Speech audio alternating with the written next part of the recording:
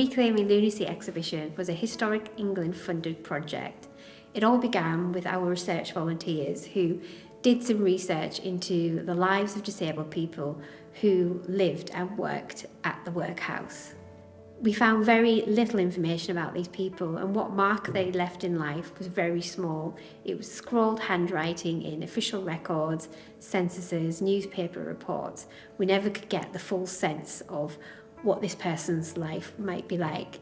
So we worked with two community groups with lived experience of disability, and they worked with some artists to create some artistic responses to these stories of disabled people in the past.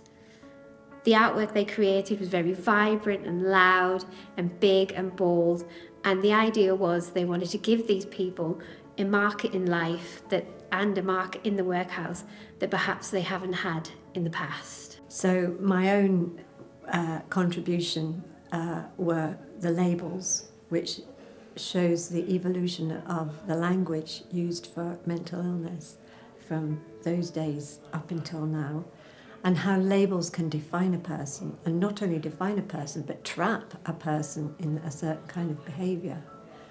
And the chairs that I made, which are in various states of being broken down. And some are very broken, and some are broken and mended, and some are leaning. And whilst chairs are stand-ins, really good artistic stand-ins for people, and you can torture chairs, you can torture furniture, and you can break it in a way that, of course, you wouldn't want to show a person like that. So they speak very deeply of a domestic article that we all have in our homes, so they speak of people.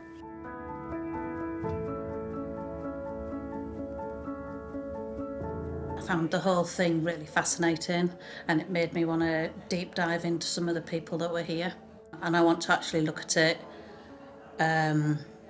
for my dissertation, for my master's, and do a deep dive into it. So that's it's woken up a whole lot of curiosity and a real need to give some of these people their identities back.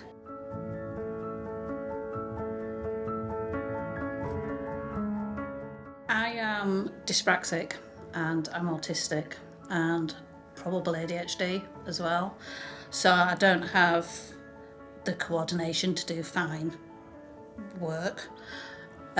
So when I did this, I thought, right, okay, I'm just going to play about and see what happens. So I just got the brush and I just splashed a bit of paint on and just saw what happened. And then I decided to write the Reclaiming Lunacy on it, paint that on it as well. And it seems to have come alive. And it touched me in a way, and a few other people have said it kind of impacted them as well, which was surprising. Because in my head, all I did was stick a bit of paint on a thing. But I tried not to think about it. It was just a case of I was playing about to see what happens, and I love that about art.